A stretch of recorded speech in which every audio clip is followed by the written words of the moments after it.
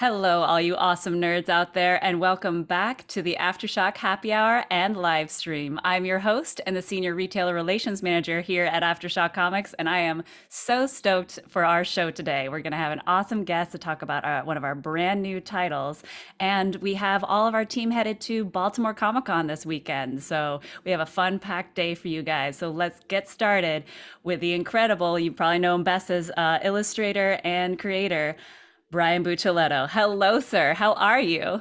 Howdy, how's it going? Oh, that's Doing Cat good, here. doing Or good. I know we had a little cat friend visiting you, and cheers. yeah, I've got my spoopy glass of wine, and you've yeah. got the sweet kitty. What is Cheers. cheers? Yes. And what is the cat's name? Her name is Little Kitty because she's little, And she's a and kitty. and she's a kitty. Yeah. Cheers to little kitty then. Mm. Cheers. Well, thank you so much for joining us today, Brian. We had such a great time having you at the New York Comic Con booth and being able to do signings and give out your incredible new book. But before we Mhm. get to that, let's find out a little bit more about the Booch. So we've known you in the comic book scene since 1995, starting with Marvel and moving up from there. But what got you into comic books to start with? Was there a specific comic book that you picked up as a kid and was like, this is it? I mean, I read all the comics as a kid. As you can see, maybe behind you, my three favorites are up there. It's the Death of Phoenix, the Marvel book. So I'm that old, yes. But I read all the Marvel books. I read some of the DC books, Frank Miller stuff. I was just a huge comic fan. I interned at Marvel in 1988 by the good graces of my brother, who was already working there. And then fast forward to 1994, after a circuitous route through college and high school dropout, college dropout, working at a steel company, my brother said, move to LA and I'll teach you how to color comic books.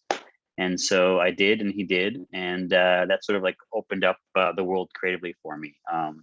And I tried acting. I tried all kinds of strange things when I got out here, wanting to figure out where I fit in creatively, and then sort of landed on writing as the space that I think that I find most fruitful, and that I'm the best at. I like drawing. I colored comic books for 20 years, everything from Witchblade to Generation X, but it wasn't as fulfilling to me as writing. This Oh, switchblade? perhaps, Yes, perhaps. perhaps, mayhaps. Uh, yeah. So, I mean, for me, like, I had some art ability, and I can draw, but I also know enough about drawing to know what I couldn't do and what I couldn't accomplish, because, there's something very specific about the ability to see the world in shapes and to translate that as a draftsman, on a pen or pencil on a piece of paper. And I knew what my limitations were, but when you're writing, there are really none. I mean, it's just your imagination. It's truly your sort of limitations. So I gravitated towards writing, taught myself how to write over a number of years. One day, my passions met my skills, and had the opportunity to start writing for a living. And I guess my big breakthrough was with Flash, with Francis Manapul, when we relaunched DC in the New 52. Yeah, and I'm so happy to hear that it was kind of a family affair for you and your love of comic books with you and your older brother. So, did you guys have like your comic book shop that you would go to every Wednesday, or was it more of like he would just share whatever he brought home? So when we were younger, there were no comic book shops around. There was like a secondhand bookstore, and in the back, this was in Queens, in New York. In the back, there was like this curmudgeonly dude who would get comics and then sell them to us.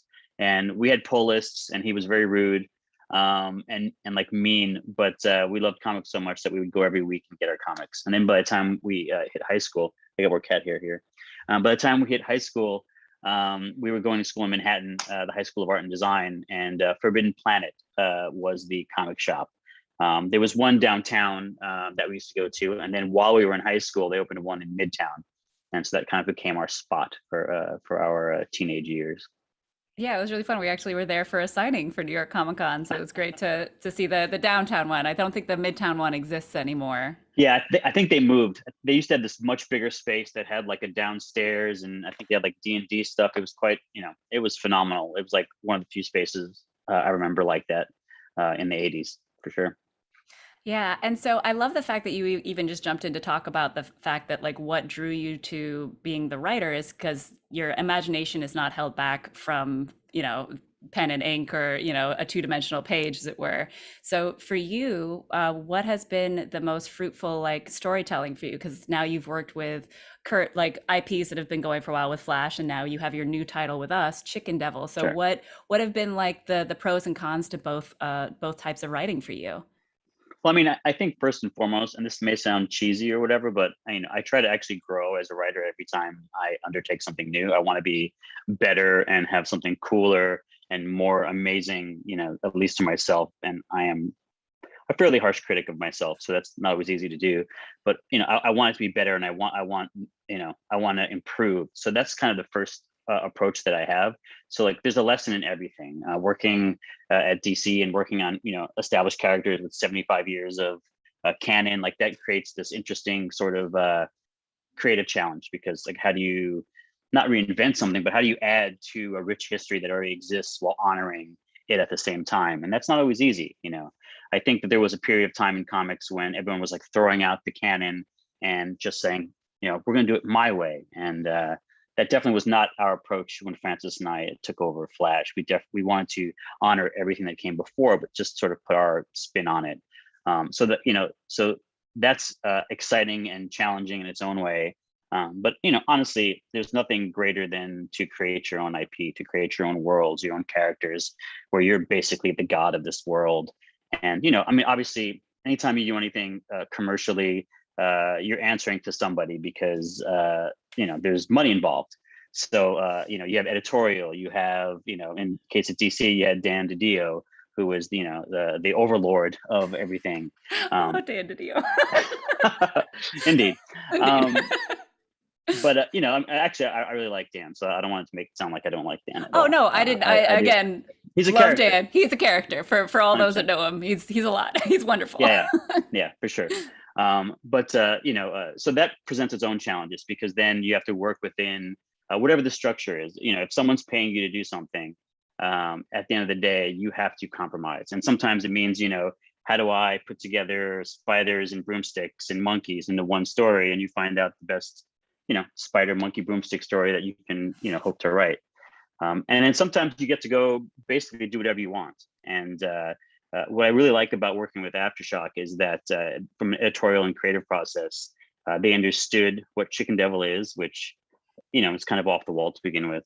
And their editorial process was really just about focusing and adding to what I was trying to achieve, rather than in some cases, and this is not to throw shade at Dan or DC again, but in some cases, because I worked on a lot of different things, I've done work for hire, sort of mercenary work, adapting things, and a lot of times, you have to make something work because the person on the other side is paying you, and they may not be making any sense. So like, how do I make this thing that doesn't make sense to me? So in the case of AfterShock, that's not the process at all. It's been very rewarding. It's been very easy, to be honest with you. And I'm not just saying that because I'm on the AfterShock, happy hour. But I see our check has cleared. Thank you. And I absolutely. did want to mention that Sam here in comments said, "Love that Flash and New 52 run. I miss the Flash from that era." So well done. Thank you. And it dates me a little bit, because sometimes I'll meet people. Like, I went to a comic shop the other day to see, if they'd ordered Chicken Devil, and the guy recognized my name. He goes, "Yeah, I used to read you when I was a kid. I read your Flash run." I was like, "Oh, when you were a Oh, kid." uh, Okay, but it was like thank you. 10 years ago. Yeah. So there's that. There's people who were technically children now who are working in comic shops who read that Flash #1, and I'm proud to say that Francis and I stand by what we did. I think it's a great entry point for Flash. I think it's very accessible, and I think it's our books still sell in trades. That's sort of a testament to, I think, our ability to do what I said before, which is to reimagine something within the context of all that came before it. So I'm glad. I'm glad that. What was the listener's name, or the Let's see. It was Sam. Let's see if I can Sam? get. Yes, I'm Sam glad that. Barato, I believe his last name is. Well, I'm glad that Sam read it and enjoyed it. Good. Well, Mhm. let's jump in and start talking about the ridiculous, dark, violent comedy that is Chicken Devil. Because I have to say, I was Yes. ready, and I thought I was ready for this comic book, and then I wasn't, because we got, all of the different themes that we talked about, in that first conference call of Mhm. talking through what the story was, of like, oh, it's kind of like Breaking Bad, but a little funnier and a little darker and a little this, and I Sure. was not prepared. So I want you to tell the people here your. I think I froze. Did you freeze? Did I freeze? I'm very good at that. Yes. And I'm back. I, Hey. I want you to know that they froze you like this. Oh, good. I So mean, I'm just it was a glad that, pretty good one. like, Yeah. make sure that I make all the ridiculous faces so it freezes perfectly. But I am. It's true. Always by accident. So tell everybody about Chicken Devil. Okay, so Chicken Devil is the story of Mitchell Moss, who owns a chain of hot chicken restaurants in Los Angeles, using the Tennessee, some call it Memphis, some call it Nashville style of hot chicken recipe. He has his chain. He's got a wife and two kids. By all intents and purposes, he is a happy man living a good life until his partner, who is not such a great human being, decides to get in bed with the Russian mob and ends up owing them $2 million. And because of that, it sort of pulls Mitchell into this underworld in a way that he didn't expect, he didn't want, and with tragic sort of consequences. So really, it's sort of this revenge story built around a guy who is not the Punisher. He is not the dude from Ozark. He's not Walter White. He's just a guy who makes really good chicken. And so the question is, how is this guy going to get some justice? Is he going to get some justice? And will it be funny along the way? And like I have so many questions. Like for you, where did this story come from? I do love that it's set right, here in Eagle Rock and like all that kind of stuff. And I'm like, oh, this is feeling very real. But so for you, where did this story, where did this character come from? Um, it's always weird. Like I don't know when the first idea happens, but I was probably watching Barry and dark shows like that, which take something hyper violent and dark, but also do it sort of a funny way. So I was probably watching a Barry episode when I thought of it, and it just sort of was like, we see the Punisher, we see John Wick, we see all these dudes who, like you cross the wrong guy, and it just happens to be this dude who has crazy killing skills. And so for me, it was like, well, what would happen if the guy didn't have crazy killing skills? He just was a dude. What if it was me? Like, I don't know how to kill people. Like, that's not my bag. What if I was put in a situation where like I really, really want revenge? What would I do? And so that's sort of how the concept was born. And it's so great. To the artwork too is absolutely incredible. So, how has it been working with Hayden Sherman on this? Because we've worked with him several times before, especially for one of my favorites that he did with us was Mary Shelley Monster Hunter, Mhm. and I was so curious of how he could take because in Mary Shelley Monster Hunter, it's he's very great at the era, and of Sure. course that is very Victorian. So I was very curious of how he could do modern and I just like how has it been working with him because I absolutely love and I love that it's a little stressful almost the way like it doesn't read Yeah. like normal Yeah. panel to panel and like talk about that process a little bit. Yeah, I mean it's very sort of frenetic, and I think he made the choice, and this is me sort of assuming because I don't know if we had this conversation or not, but I think he made the choice to do the storytelling through the perspective of Mitchell, and because it's so out there and it's so confusing to Mitchell, I think he sort of implied that in his art, or applied it. I don't know what word to use, but he definitely translated, I think, the emotional state of Mitchell into his layouts, into his design of the pages. And really, like, there's like almost never any notes that we give him. Like, I think maybe like, I think for the last issue, I was like, hey, can you add one panel? Like, that was it for like the whole issue. And that was really more because something happens in issue 4, and I was like, it really needs another beat for it to work. And I wish it was 25 pages, but it can't be 25 pages. So how about we add a panel the page before to make it work a little bit better? But I mean, I think he understood the concept. He understood what we were going for, and he just did his own thing. Like, I wish I could take credit for that. Like, I sent reference for what I think things should look like, and he makes them look like the things that I ask for. But beyond that, with his fisheye lenses, his sort of like bird's eye view things, like he's doing this amazing sort of panel work. I think it's the best thing he's ever done, and the colors are just phenomenal on top of it. Yeah, it's very cinematic, like you said, that kind of fisheye lens, like because there's times that you have the Russian mob like basically feeling like they're just hovering over you and that Yeah, kind of stuff, and it's just it's wonderful, and for me, like it fits that frenetic feeling of what this story is going to be, because right. I could not even watch all of Breaking Bad because I got too stressed out. It was too much for me. Like I didn't know how I was going to get through it, but and this is a great question from Rudavela. Hey Brian, why did you go with spicy chicken? Also loved issue number 1. Can't wait for issue number 2. Well, thank you. Why did I go with spicy chicken? Because there is a trend, especially in LA, for a Hot chicken. Nashville hot chicken. Hmm. I live like 5 or 10 minutes away from Howland Ray's, which is, I think, inarguably the best one out here. It's an amazing, amazing hot chicken sandwich. A couple of years ago, I had a friend from New York come visit, and this is when it was pre-COVID, and it was at sort of, I don't know, the beginning of the hot chicken craze, or maybe it might have been slight before the wave started, but it was like a 2 hour wait, and so we got there at like, I think they opened at 11, and we got there at like 10, and it took us 2 hours to get our sandwiches, and like everyone was in line like they're waiting to see Star Wars, and it was just like this cool experience. Like I did Instagrammed it, and we finally got in, and then we actually got to sit down and eat in the store. You can't do that anymore right now because of COVID, but like it was just this great experience. Like it was an amazing experience, amazing food.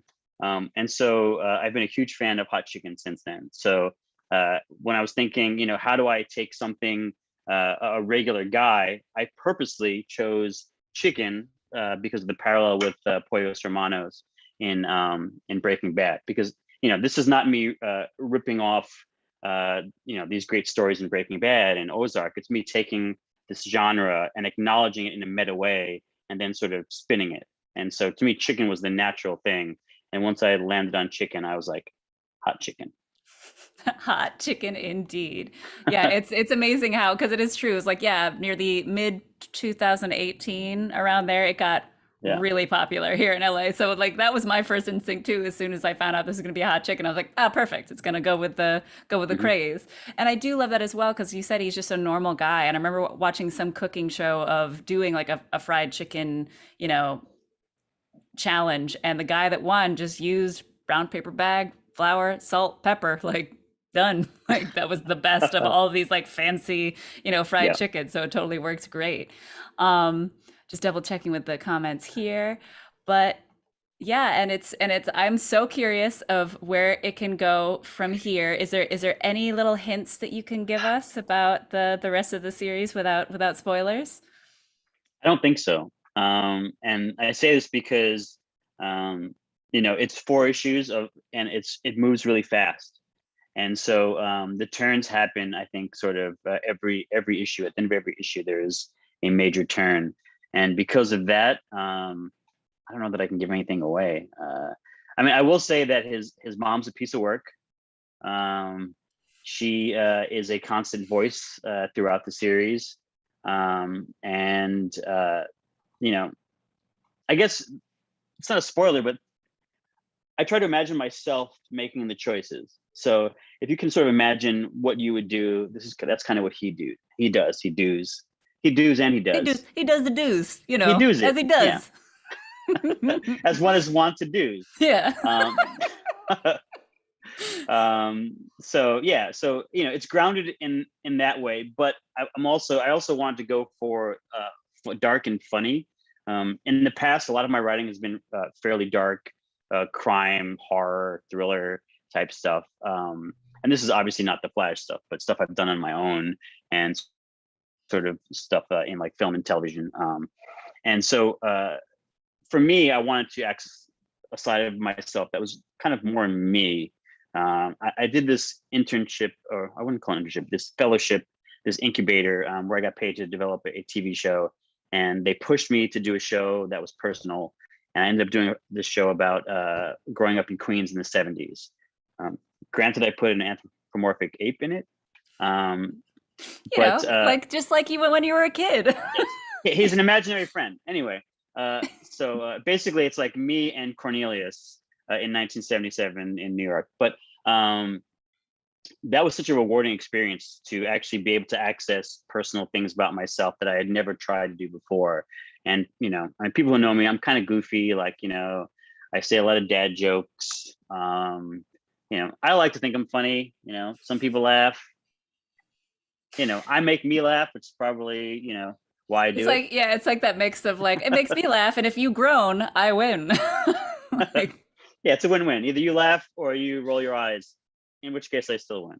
yeah. And so I just wanted to do something that was funnier and more me. And so it's a move in that direction for sure. Yeah, and that kind of sounds like it answers a little bit of Rudy's question here. Oh, well, let me see. Oh, C-list E-Man, because he was asking where did the idea come from other than Breaking Bad. And so for a lot of it, sounds like your own life experience and kind of like, if I needed to take revenge, how would I do it as somebody who's just like a normal guy? Yeah, for sure. I mean, and this, I don't know if this divulges too much about my life, but like I don't shoot guns. I'm not, I'm fairly a liberal dude. But because now I live in the house with all women and girls, COVID just like makes you think about stuff. I purchased a firearm legally. I've only fired it I think once. I went to the range, but it really got me thinking, like, how do you protect your family in case of some crazy shit happening? Like I don't like guns. I'm afraid of guns on some level. I familiarized myself enough, I think. I even tried to take lessons, but like because of COVID, like everyone was booked. Everyone was buying guns and getting lessons, which is kind of a scary thing about the world itself. Kind of terrifying, yeah. Like we're not going to put on our masks, but we're going to get guns. Like, yeah, Jesus. and we're going to get trained in it. So I haven't been trained yet. So if anyone out there has official lessons of gun doing, the gun doings, I will happily pay a modest sum to learn to be better at it. But I think that whole process sort of cemented my formation of this story and getting revenge and being in the situation that Mitchell is. Yeah, and we were saying that it's very fast paced, it's very cinematic. For you, because we do have different, types of comic books that we do here at AfterShock. We do 4-issue runs, 5-issue runs. We have our one shocks. So for you, why was it like kind of important to have this be a 4-issue run versus any of the other types that we do, any of the other formats? I mean, honestly, I think that was sort of the platform that was presented in the beginning. I could have done it in 5. I could have done it in 6. I think, like I said, the whole thing of creative challenges is you take whatever the situation is, the box that you're in, because you're always in some kind of creative box, and you just do the best version that you can. And so knowing that I had, 24 times 4 guaranteed, pages, then I just figured out, this is the best way to tell that version of the story. Like there's always a way to tell, you can tell it across a whole season, 10 episodes, 12 episodes, 13 episodes. I wouldn't say 22 because that's some network nonsense, but within cable streaming, like 13 max, you can tell this whole story. Like for me, if this would become, let's say, a TV show, that first season would only get us through episode 3. I mean, through issue 3, in my opinion. Like that's how this will go, and then issue 4 launches, in my opinion, season 2. And if we're lucky enough to do volume 2, then that's probably just season 2. So like Right. it just depends what kind of container you have to work with. Yeah, so that's how it worked out for me. Yeah, and it's perfect that you said that because I was about to say, like, are you ready for a season 2 if this goes well? Oh Is yeah. Mitchell gonna have yet another adventure lined up after this? Yes, he is going to have an adventure lined up after this, and this is a personal spoiler because who knows, what the future holds. But for volume 2, I would like to call it Chicken Devils. That's what I would like to call Ooh. it. So we'll see. Oh, the mystery continues. And I actually saw that we Yeah. have Mike Rooth, who's the artist who did the variant that we're going to be selling in a Oh, little while, as actually in the chat. So awesome. he did a great, fantastic cover Absolutely. for us that we're super stoked for. So now that you've done so many different IPs as well as your own IP, is there still like one character that either exists or only exists in your brain that you're like, God, I just really want to write this character? That's tough. Um, I would love to work on something involving an ape. Be it King Okay. Kong, be it Cornelius. I don't know why I have this fascination with apes, um, but yeah, I'm all about the ape for some reason. Like that's something that that or like who wouldn't want to work on James Bond? I Like I'm a mean, huge James Bond fan, huge Daniel Craig fan now. I think he's supplanted, I dare I say, Sean Connery, um, which I know is heresy to most Bond fans. And I never would have thought I would say it, but yeah. So maybe apes or Bond, or maybe both. but yeah, I was about to say, why aren't we writing a ape Bond character right now for Yeah, AfterShock? I mean, I can see yeah. that. Done and Hmm. done. Hmm. Wheels turning. Wheels Wheels turning. turning. So we got another Yeah. question from Rudy Vela, who says, based on the Chicken Devil mascot being a big part of the covers so far, I'm assuming the series. I'm guessing you probably were a fan of McDonald's characters. If so, who was your favorite? I mean, there's only one true answer, and that's Grimace. Like I will accept no other answer besides Grimace. I know why we're friends. It's absolutely true. Come on. Grimace is One, the best. what is Grimace? He's Grimace. He's a It's So cheese like, bud. if uh, I remember if I remember correctly, one of my brother's old friends, actually it might have been second or third information, but they inquired to McDonald's of what the grimace was, and it was something like he's like joy and happiness. That's what they called him, of or course, because it's something weird. McDonald's, because they're like, it's something lovely. Yeah, and I do think he might be related to the Kool-Aid Man. It's got to be, right? Oh, God, we need to have a whole universe of all of the mascots He's somehow, really he's right? really just one color over. It's So true. It's true. yeah. He's very close. I do see some more questions here coming in. Apology if I pronounce your name wrong. Matani says, if Chicken Devil was going to be adapted, what medium would you like it to be adapted to? Film, TV show, video game, or what else? I don't know. I do like a video Definitely. game idea. I think it would have to run for a while for me to figure out the video game version. I mean, film or television. I don't know which is. Again, it's the container, right? Like, there's a version of it where it's a film, and you do a film series. But me personally, I might lean television just because you have the chance to explore the characters. And while it is sort of like this, I don't want to say zany concept, but it's this sort of interesting concept. It's still there's a character in there, and there's a personal story for Mitch that probably would need a show to be fully exploited. Yeah, I feel like personally, and of course, I'm not the creative on this, but like, I feel like the an episodic is very good because it does leave these great like cliffhangers and this great stressful. But how is he going to, and like, what's next? You can't Right. really get when you have a film. But either way, I would love to see this. You know, because I Yeah. just some like middle aged dude in a chicken suit taking Here's my revenge. Like, question come to on, you. okay. Here's my question to you. So, who would you cast as Mitch if Ooh. you could cast? Oh, if I could cast. Okay. And I'm Yeah, sure you have your answer. So let me think. Let me think. yeah. I don't think there's any wrong answer, but well, maybe there are some wrong answers. I want it to be somebody. What is it wrong that I want it to be Nathan Fillion? Well, that's Like, interesting. that's like that was my first. I was like, I want it to be like the dude who always is like super badass and stuff, but then he's just like kind of weird. Like he's not in Yeah, this. That could be interesting. Who's your first? I'll have to think harder about it. But who would your first take be? I don't know if it's And my first obviously, take. commenters go ahead of who you'd want Mitch to be. I mean, I think there's so many ways you can go. Like, I think there's like the Oscar Isaac version. Absolutely. There's that version, but there's also the Jake Johnson version. Oh, So I like that. there's just so many ways you can go with it. I mean, I think it just has to be somebody who can be funny while not winking too much at the camera. I think C-list A-man named it. Ed Helms from Hangover in The Office would be perfect for this because he has that great like dry, but then can do excellent comedy, but not have it Yeah, be like on the nose type comedy, as you said. yeah, yeah. So I think there's multiple versions of this. I think for features, I'd go with Oscar Isaac. For television, I would go Jake Johnson. Yeah. Yeah. Good call. Good call all around.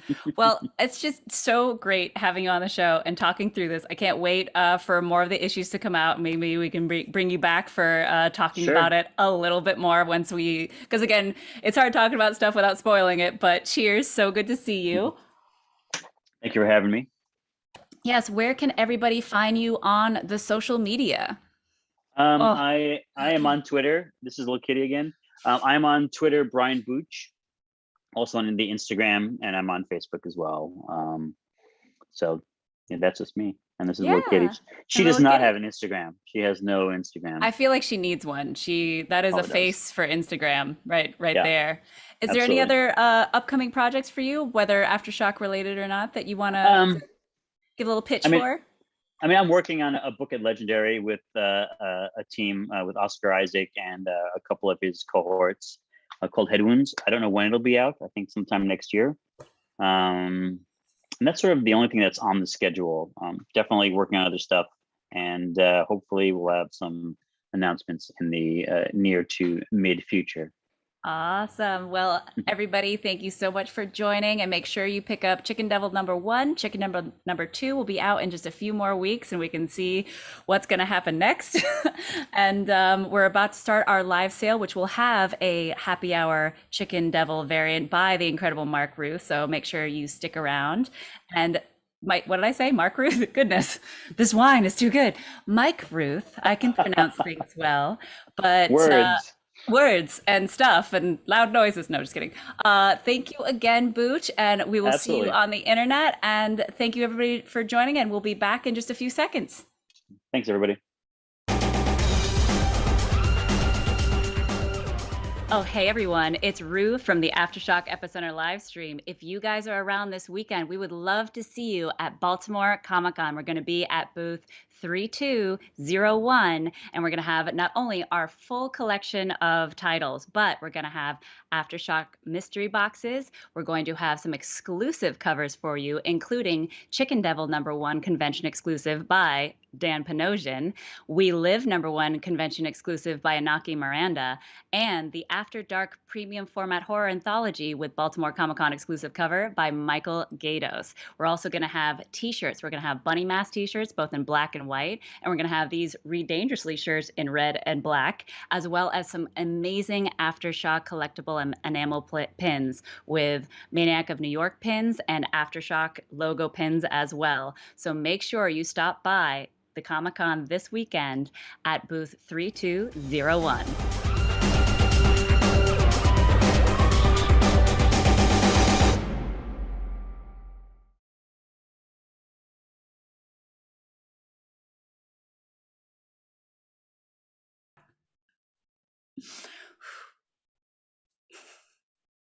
Are we live now?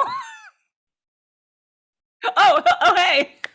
Welcome back to the AfterShock Happy Hour. We're about to start the live sale portion, our favorite part. We're really excited. We have an incredible variant cover of Chicken Devil #1 by none other than Mike Rooth. That has always been such a pleasure to have him on the show, and we look forward to having him on again. Because look at this work; it's so great. So this is our Happy Hour exclusive variant. You can only get it now for the next 24 hours at $15.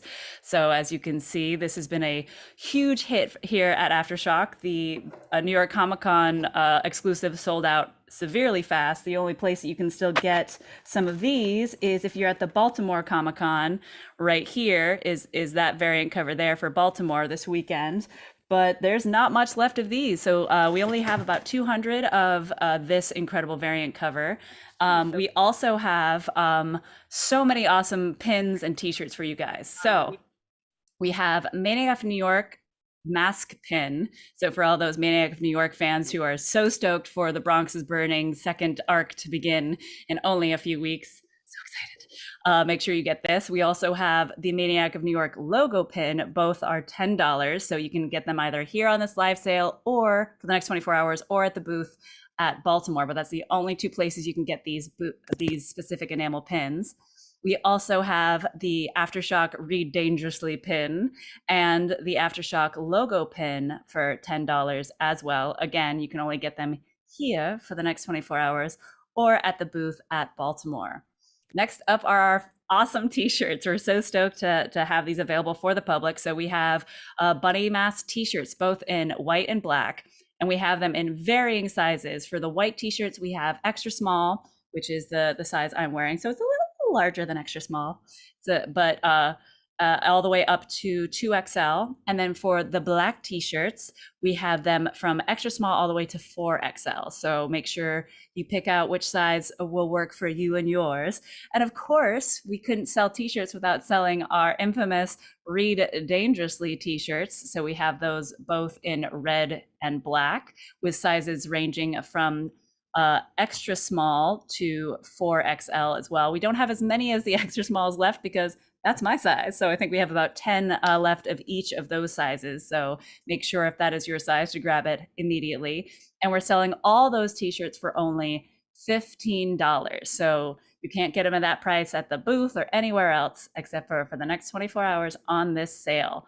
So let's open up the sales and make this live so you can all grab as many of these comic book pins and t-shirts as possible. So going from the top, we have the incredibly beautiful cover from Mike Rooth for Chicken Devil #1, the happy hour variant that you can only get on this stream for the next 24 hours at a low cost of $15. There are only 200 available of this, so make sure you grab one as soon as possible before they sell out, just like every other cover that we've had of this incredible title. For all of our Maniac of New York fans, we have these beautiful enamel pins, both the Maniac of New York mask as well as the logo for only $10. You can only get that here on this stream for the next 24 hours or at the Baltimore booth 3201, as well as the AfterShock enamel pins. One is the Read Dangerously logo, and the other is the straight up AfterShock logo for all of you AfterShock fans out there to show off your pride. All of these pins, again, only $10 during this stream alone. And we have all of our awesome t-shirts. So we have the Buddy Mask white and in black. So I have the black on as we speak. See if I can, let's see, focus on this terrifying bunny lady of Bunny Mask. We have it in both white and black sizes from extra small to 4XL in the black size. And then we have our Read Dangerously that is the softest material ever, either red or black. And those range from extra small to 4XL as well. And again, we are selling all of those t-shirts for the low price of $15. Usually they are $20 for the Read Dangerously t-shirts and $25 for the bunny masks. So this is the time to get your t-shirt swag, either for Bunny Mask or for AfterShock Read Dangerously. And since that is everything we have to sell today, I'm going to wrap up. It's just always such a pleasure being here with you guys. This is our last stream before the Halloween spoopy time. So we're going to get really, I'm very excited about Halloween. I'm going to go absolutely crazy. And I just am reading some of the comments now. I have Mark Ruth's new cover is Turkey Jesus. Oh, no, I know that's the joke. He said Mark Ruth's. In the comment. Yes, he's mocking me in my in my mispronunciations because of wine. But everybody, it's such a pleasure to see you. Hopefully we'll see you on our next Epicenter live stream, as well as we'll have everybody's going to be at the booth at Baltimore Comic-Con. And just stay safe out there, everybody. Wash your hands, wear your mask, keep your distance, and only read dangerously. We'll see you next week. Mm-hmm.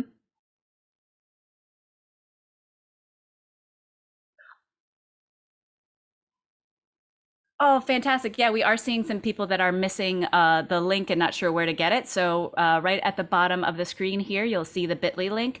Click on that, and that'll get you all the sale items that you want for this happy hour live sale. All right. Thank you guys so much, and we'll see you next time.